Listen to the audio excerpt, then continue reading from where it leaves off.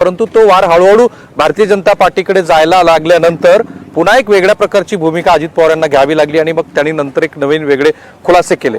आता गद्दारांना गाडा ही G coin तसे लोक विसरले होते, त्या सत्तांतराच्या नव्या चर्चेनंतर पुन्हा एकदा चर्चेत आली। मग 2022 ला काय झालं होतं, कशा पद्धतीने गेले वगैरे वगैरे।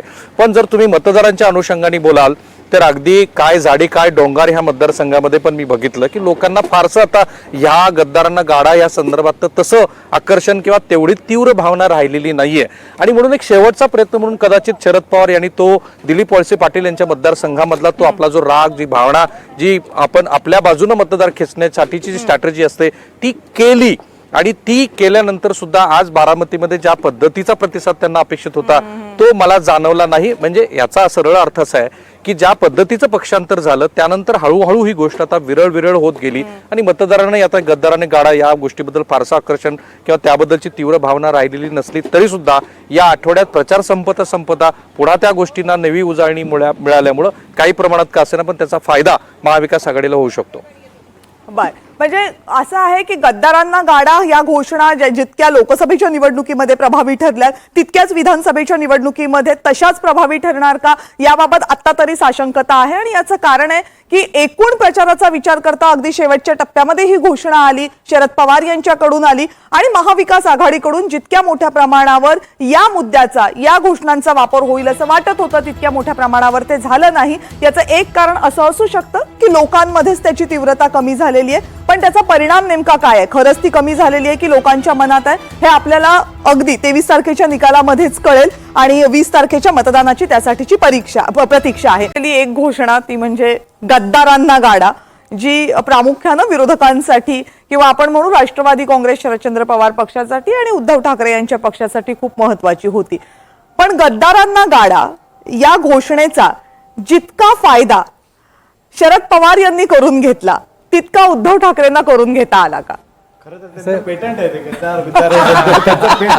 खोके गायब झाले। ज्या निवडून ज्या पक्षातून आलो आपण त्याच्या तो सोडून दुसरीकडे जाणं अशा गेलेल्या माणसाला निश्चितपणे त्याच्या विरुद्ध एक रोष असतो त्या मतदारसंघातला, तो स्वाभाविक आहे। आणि तो विशेषतः अशा प्रबळ शक्तीकडे ज्याचा महाशक्ती म्हणून उल्लेख होतो अशा शक्तीबरोबर जातो त्यावेळेस हा रोष आणखी वाढतो। परंतु तो रोष काही कायम टिकणारा नसतो। दुसरा जो मुद्दा होता ज्याचा राहुलनी मगाशी उल्लेख केला की त्यांच्या समोरचे उमेदवार ते आज समर्थ पर्याय म्हणून आहेत का, हाही मुद्दा असणार आहे। आणि जी स्टीम आहे ती बऱ्यापैकी लोकसभेमध्ये तो लोकसभा निवडणुकीत निघालेली आहे, तरी पण निश्चितपणे हा मुद्दा असणार आहे। आणि अनेकदा डिफेक्टर्स परत निवडून येण्याचं प्रमाण तसं कमी राहिलेलं आहे। ऑपरेशन लोटस मध्ये सुद्धा अनेकदा ते सगळेच्या सगळे निवडून आले असं झालं नाही आणि जे निवडून येण्याची शक्यता आहे अशीच लोक ऑपरेशन लोटसच्या सुसाईड स्क्वॉड मध्ये सहभागी होत असतात, तरी पण ते निवडून येत नाहीत अनेकदा असं लक्षात आलेलं आहे। त्यामुळे थोडा बहुत लोकांमध्ये रोष असतो, पण यावेळेस महाराष्ट्रातला रोष असा आहे की मुळात सरकारच महाविकास आघाडीचं एका बरोबर निवडून आलेल्या पक्षांनी दुसऱ्या बरोबर स्थापन केलं होतं।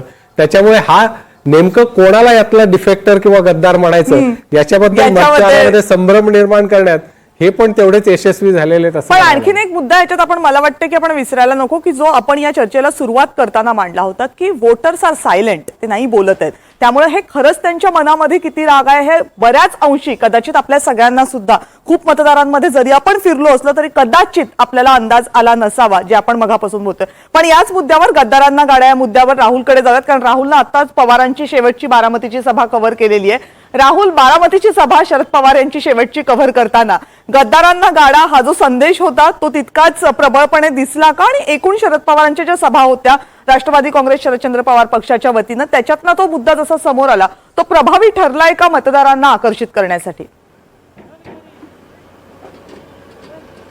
नाही, मला वाटतं शरद पवारांच्या शेवटच्या 3 सभेमध्ये शरद पवारांनी गद्दारांना गाडा हा संदर्भ दिला। अर्थात दिलीप वळसे पाटील यांच्या मतदारसंघातली त्यांची जी सभा झाली तिथून तो मुद्दा पुन्हा शरद पवारांच्या वतीनं तो चर्चेला आला। शरद पवार याच्या आधी गद्दार वगैरे हा शब्द वापरत नव्हते।